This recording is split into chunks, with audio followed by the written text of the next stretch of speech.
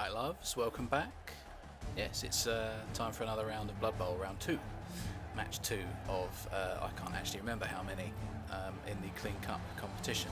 I'm hopped up on Cherry Vimto, so this should be entertaining. As you can see, it's an away game. I'm still not quite sure what the home Skaven venue looks like, if anything. You would imagine it would be just some sort of, as the team name would suggest, a burrow in the ground, or some sort of dilapidated open sewer, perhaps.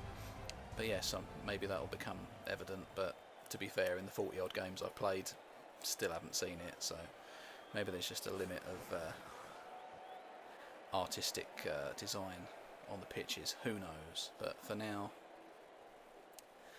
it's the Ragnarite Pythons. We're braving a Norse team. The arse hats. Yeah, they're not too, from what I can gather, they're not too dissimilar to a standard human team. Sort of say runners, blitzers and so on. Although they do obviously have a slight advantage in they've got werewolves on their team. And I can't really remember a hell of a lot about the Norse. I think the only thing I remember them from in a Games Workshop sense was, what was the ship one called? The ship Man of War, I think it was called. And I believe there was an expansion for that where you could have Norse fleets, and they had bloody Christ. Ulfwerner, I think they were called, if my memory serves. And they were right arseholes. And these big sods on Blood Bowl teams are seemingly no different. A little bit stronger. And I'm pretty sure they've got Frenzy as a skill. Which again is a double-edged sword, I suppose, but it's, I believe, after you've blocked, I think if it's a pushback, you have to follow the person and then you have to block them again. It's just kind of, you know, you've got a screw loose, you're a raving nutbar, and you just have to go for that tackle. Filth unintended. But yeah, so that's handy. An early turnover obviously gives us an opening here, which hopefully we can exploit.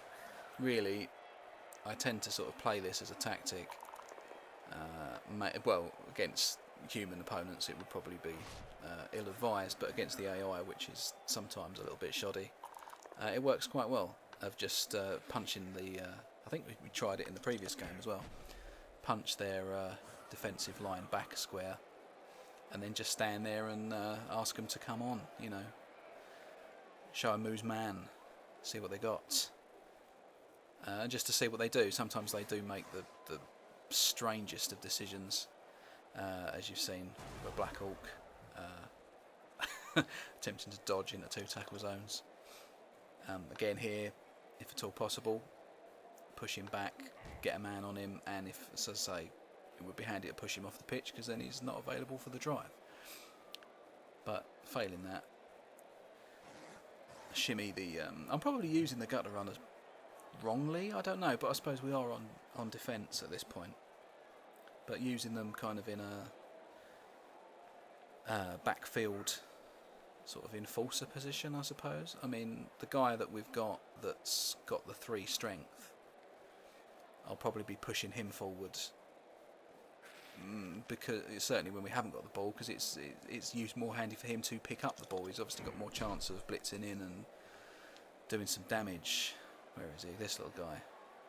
Fitz, I guess. Should we pronounce that? Fitties? I'll call him Fitz. It's better. Reminds me of a fine Robbie Coltrane in Cracker, but not as fat and more like a rat. So yeah, so all he can really do at this point is stand people up. But they're surrounded, so that's always a good, if we're out ratting them, out manning them, always a bonus. And yeah, you see there's this tall drink of water. Horrible. Strength 4. Oh, they got, oh god, yeah, forget he had 2. Again, I've no idea how expensive they are. I'm sure, obviously, that's the thing. You start the game and everyone seems to have you're a pure starting team with no, as you would start a normal league, if this was reality with human players. And so it sort of puts you instantly at a disadvantage, although it does balance it up, you do get some. I'm trying to think what would the word be. I'm trying to think what the term is they use, but the to just offset that difference, you get kind of a little bit of cash to buy some incentives and everything, which helps even it out a bit. But as we saw, we did bloody well. Managed to pull out a 2-0 win against a team that should by rights have kicked our asses, as Orc teams are known to do. So all we can really do is hope for the same sort of luck. Hope nobody dies. Obviously, that's a big bonus for the. They'd say that's the thing. They'd like if it's linemen, yeah, it's not too much of a loss because they're not too expensive, but still. The longer you can keep them, the more useful they become. Obviously, they pick up points almost without you noticing, and then you can get them some quite useful skills, which will help keep them alive even longer. So I say, the longer you can keep that ball rolling, the better. But this butt munch here in the backfield, just if he's going to be the one that they're making the break with, which it looks like he's going to be, they've got the little pocket. There's no way I can get the ball carrier at the moment, so I've got to kind of wait for him to do something or fuck up. And certainly I've not got anyone with any strength or really the skills to go blocking. You know, that I would feel confident blocking with. So we're really relying on the attacker down, the explosion dice, and that's pretty much like a 1 in 6. So yeah, where possible, we'll just let them make the first move. But obviously, put 2 guys on this guy in the backfield as he seems the most obvious. Everyone else is sort of on their arse.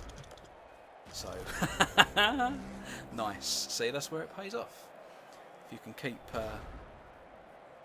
That's the thing. This is their turn, their drive to try and do something with it and score. If you can, by all means, shut them out in their half. Excellent, all the better. That seems to running the clock down is cheap as chips as tactics go. But yeah, and it would frustrate the piss out of me if I was playing against it. But I'm sure all the best players do it. And as we've established in the previous game, it is all about making the other guy roll as many dice as possible, and hope that he fails. The one thing that does annoy me, I have to say, is you can probably tell, I think it's just from the perspective, but where I'm trying to sort of move people that are close to people that are downed, if the square is sort of behind their body, because of the way that the camera tilts, it's just like, do you want to foul him? Are you sure you want to? You get the little boot to like go and put the boot in, and it's just like, no, I don't. For the fucking 30th time, I actually don't want to foul somebody. But maybe I should. I don't know. Maybe that's kind of the deal. Maybe Skaven should be, by definition, like a dirty rat team that spiteful little fuckers nipping around your heels, going for the throat when you're down. I don't know. I've never seemed to have played them for that. I always think that if you get, I'm pretty. That was deeply satisfying. I will not lie. Another turn down. Excellent. Oh yeah, obviously that was I didn't mention, but the kickoff table at the beginning, obviously a riot into quite what the sirens were supposed to be in an era where police cars weren't invented. Never mind sirens. But yeah, obviously if it's at the start of the game, you move the turns. If it's the very first turn of the kickoff of the half, then the turn counter goes on. So it's like he's wasted 2 turns with this guy stacking it, and we've both lost a couple thanks to the riot. So just goes to show that there's no love lost between the fans, either that or the Norse have been on the beer all afternoon, and they're all rowdy and pissed and up for fisticuffs. It's good. Maybe we could call them, probably with no sort of disrespect. Maybe they'd prick. Excellent. See, and if you can do something like that, there you go. You earn some points for that. Excellent. So that's a gutter runner with strength 2, gaining a casualty star player points, which you wouldn't expect. But yeah, as you say, it drops in your lap. Enjoy it. Mana from the Blood Bowl gods. But yeah, as I was saying, yes, you could probably liken Norse to, and I don't think they'd sort of take it in an offensive way. Probably liken them to Millwall fans, maybe. I don't know. Up for a ruck. And or what was that other film? With the undercover copper in it. What's it? Shadwell. Call them the Dogs. What was fuck? I can't remember who was in it. Is it Warren Mitchell? I might be wrong. So is that even the right person I'm thinking? I've got a face in mind. Was it fucking ID? Of the copper that goes undercover on a fictional team, and they were more interested in kicking the fuck out of the opposition fans as opposed to, you know, the British. Painting the British as football hooligans and everything is a cliche that will never get old, I'm sure. It's a cliche because it's true. Similarly, as it seems to be a cliche that, oh, tasty. There you go, see? I don't think we don't get points for if they fuck themselves over on a dodge, but still, glad. It's putting us men up, or rats up, which is always welcome. Yeah, I lost my thread. I was probably going to dip into sort of football racism, and that's probably it always seems to be quite slightly more prevalent on the continent. Put it that way, with just retarded, despicable banana throwing and all that kind of shit. You just think, oh fuck me, really? Can you not? Can we not leave that behind and move on from that now? Like, for fuck's sake, children. Well, no, not even children. I would think children these days are probably more well-mannered. But there you go. Zing. Probably. I don't know. But yeah, let's see. Playing the traditional game of Blitz the Gutter Runner. Yeah, thanks. Yeah, we kind of... with the screwing the dice roll up and kind of it being our turnover, obviously now they're free to make a move or two, although I'm pretty certain as it's their... Yes, there we go, that was their last opportunity to score anyway, so all they could really do was punch us. So yeah, there's sort of not a hell of a lot left in this half, if we're brutally honest. In this sort of position, it's all you can do is hit other people, and we've got a re-roll left, so again, I might, depending on who I was playing, well, fuck me. Really. If I was playing somebody I liked, in reality, I may not go for the kill, but oh, so glad I did. Boom. Dead. Latest taters. Deserves a little tickle behind the ear for that one. End of turn. So yeah, I'm pretty sure that's 3. Was that 3? Oh, maybe one guy made it back on the injury roll. Or through the apothecary, but yeah, so they're 2 people down, so that's good. If they've got any subs, they now haven't, and it becomes our turn, and we have the chance, we have the opportunity to capitalise. So say we've got 8 full turns. Setup's much the same. All I would change is put the thrower in, ideally, obviously, as he seems to have the skills that are a little bit more necessary for picking the ball up. Although even though they've got agility 3, which is pretty standard, I think that makes it a 4-5-6, so like 50-50 chance of picking the ball up in an empty square, which it would be after a kick-off. Oh, fuck me, we've got another riot. I forget. So yeah, so then again, instantly it's turn 10, so we've lost 2 turns. But yeah, obviously, mate, he smashed his knee in the previous game, so it made more sense to me to put the high agility guy in the backfield to secure the package, secure the spiky balls. Indeed. So yeah, so now all we've really got to do is try to smash. Again, it seems so weird to say it for a Skaven team, but try to sort of smash away, at least smash these fuckers back, because then obviously you're relying on them blitzing in their turn if they actually want to hit you, and then when they move you can see where you need to move, kind of counter punch. So obviously knocking somebody out helps. So he's off for the rest of the game. Assuming we don't score in the meantime. Spoilers. I'm not going to let you tell you that one way or another. But yeah, so thinning them already. So how many is that? 1, 2, 3, 4. Is that 9 they've got on the pitch? Can't be, surely. That's the thing, even playing the game, I don't think I was paying too much attention on who had who. And whether, you know, I just figured I must have had. There we go, blitz the gut run. Yeah. Standard. Quite why he needed the backup on that one. He could have done that on his own, let's be honest. But he's left himself at the end of the edge of the pitch.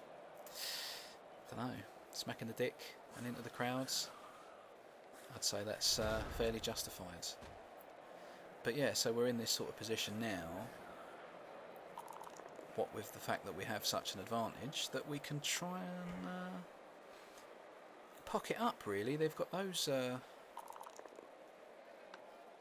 three. Yeah, those three that are kind of pinned in off to that side. And similarly on this kind of side of the pitch, if we can kind of shimmy him across, kind of leaves a nice little gap in the middle for us to go and pocket up. Oh, and the fact that he's stunned as well, that obviously makes it a little easier, so that he's going to be face down for a turn. So yeah, it's only that one dude on the left. Obviously we've got to go anal with the symmetry and find ourselves in the middle. Did I throw, or was I just considering it? I think it's where you're kind of weighing up the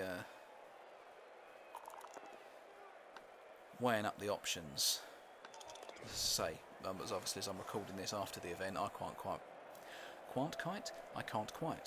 remember which way round I did it and what my thinking was at the time. So it's quite nice to sort of analyse it retrospectively and see if I can't learn something. But yeah, certainly pocketing up is always a bonus. This is obviously a little risky with a strength 4 bastard, but we've evened it up and put him on his keister. I haven't quite understood where keister comes from. I don't know. It's an American thing. But yeah, so there's not a hell of a lot we can do now. So, but obviously, a sound tactic is if you kind of leave your guy out in the open, they will commit men to try and, obviously as you would, I guess, commit men to try to take him down. But obviously then that leaves them, as they're like men down against us already, that leaves them even further if we can then do a quick switch and get it upfield. It's just, there's fucking blood everywhere. Grim. But there you go, that's as it should be in Blood Bowl. But yeah, I didn't realise he was quite as nippy as that, so man on, as the crowd would shout if this were football. Sadly, Nurgable Nibbler. I don't actually think I in my wildest Cheesefield dreams could have come up with a name as good as that, so I'm quite glad the random generator has done such for me. So yeah, that's really all they can do is put a man on, and I can just stand here, twiddle my thumbs, waiting for the here we go, waiting for the AI to make its bloody mind up. But yes, so obviously with this dude pinned, getting out of the fucking way is obviously prime consideration. But where do we go? Which way? On the right hand side we've got room and space, and on the left kind of the same. Everyone's on their arse, it's just this dude that stood up. But if we can somehow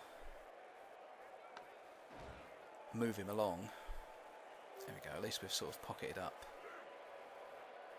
So if we can bring it around and hand off, cheeky hand off. Oh shit, really? Oh, best laid handoffs. Clearly didn't lube up adequately, or maybe too much. I don't know. Maybe you can lube up too much for a handoff. As ably demonstrated by the two most agile players on the pitch. Still managing to fuck it up. So yeah, so we've got a ball on the floor incident, and obviously he's butterfingered as well. Too much lube. from the time before, or other secretion of your choice. But yeah, obviously now they've got men goal side or end zone side to mix football and American football metaphors. I kind of refuse to call it soccer, so fuck you if that offends you, really. But yeah, if I can somehow say 2 dice block this fella, piss him out of the way. Fuck you. So now if he's free of the tackle zone to come around. The more furry bodies, the better. It's sage furry wisdom. We can get him in there again. It's a tackle zone on those 2 guys, so again you're forcing them to block if they want to get me out of the way. Again, the last thing I want to do is I want to maximise my chance. So if I can keep that number 2 there, my agile Mother Hubbard, if I can keep him, fucking hell, that paid off. Risky, but yeah, so that paid off nicely. Hopefully, can't remember where it scatters. It scatters to me. Want to reroll? No. See, scattered to a slightly more favourable position upfield. That's where we want it. Where I love it. So yeah, any way you can improve your odds, always a bonus. Thwack that prick. Bosh. Up and out of the way again, so no tackle zone on the ball, so that's making it a little bit easier. And obviously I'd have to dodge as well if I wanted to make that move to pick it up. So right at this moment, I would kind of pick up the ball with my gutter runner, and then obviously because he's kind of well pocketed in, apart from that guy that's going to stand up next turn. That would be the only downside. Quite why I went for that fucking block, I've absolutely no idea, but well, it paid off anyway. And he's stunned, so again, if he's face down, that's good. That means someone else that isn't going to pop up this turn. Fucking marvelling at my own, or wincing at my own decision making, marvelling that it's coming off. Oh, coming off. And I don't know what the fuck, why? Why would you do that and not pick the ball? I suppose, why you do it and not pick the ball up? I suppose you might as well, really, if you've got the option to. When you're getting good block rolls like that, ride your luck. Ride it like a bitch from hell. While you can. Half a bottle of Ouzo Destructo and all the regret. But yeah, so we've got somebody up and outfield. Excellent. If we can only get the ball to him, and I think. This is so risky. I've absolutely no idea why I'm going for this, but in a way I'm quite proud that I did. This is what concentrating and watching Twitch. Oh, what a beauty. Yeah, that's what watching Twitch, obviously, is something inspiring, but obviously... Fucking hell. If you're going to ride your luck, you might as well do it in fine style. Get in, but did he even use a? They never seem to use rerolls. The opposition. I just do not get that. Don't get it. He's got 2 left, and surely he hasn't used them already. But I don't know. Maybe they like saving them for random occasions. Because that's the thing. At this point, look at it. There's like what? This is my. I don't know. We've got to say 3-4 turns left. See, there you go. With the fucking boot again. 3-4 turns left. I've got 3 rerolls. I can use 1 turn. Do you know what I mean? I can rerolls for days. Rerolls to burn. Wipe my arse with rerolls. Metaphorically. Obviously the old card tokens are immaculate and in the loft. Box fresh. Oh, I'm pretty sure they are. I'm pretty certain I didn't get a shot of them in a fit of pique. I've still got an ungodly amount of overpriced miniatures up there. I'm sure I've still got my aforementioned Skaven team. Should really dig them out, and I probably will. But then I've said it in a previous video. I've immortalised it on YouTube twice now, and I still haven't done anything about it. So, kind of speaks volumes about my motivation for this. So there you go. See, I can afford to 1 blast block. Fuck it, use a reroll. Why not? as long as I've got one left to do the handoff, like a cheeky handoff in your end zone, no less. In your endo. As long as that comes off, all up your back, then why the see, what was that all about? Why move him and leave him there? And what was he doing? Why? I don't understand. I really don't. This is like play that I would have done way back when I actually attended tournaments. Did I do two? I might well have done 2 tournaments at the peak of my well, it's this thing I say, nerdishness. Like, fuck it, everyone's nerdy about something, aren't they? But at the peak of my Blood Bowl interest in my youth, I attended an actual Games Workshop tournament thing. You just had to apply and guess what? Throw more money at them for a ticket. It wasn't like it was merit based, because I'd never have got there otherwise. It was in Leicester, I believe. I want to say De Montfort University, but that's because it's the only university I know that's in the Leicester area.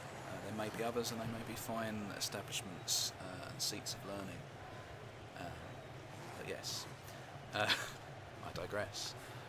And I played shit, obviously, as I was a child.